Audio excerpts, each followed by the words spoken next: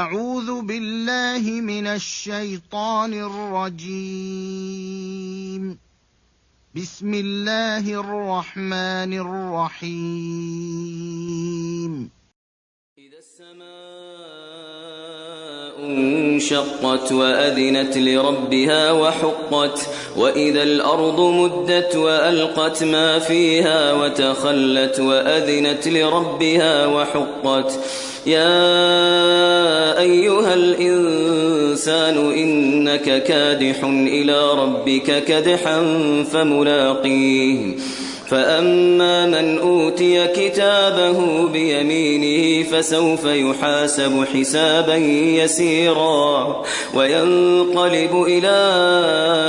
أهله مسرورا وأما من أوتي كتابه وراء ظهره فسوف يدعو ثبورا ويصلى سعيرا إنه كان في أهله مسرورا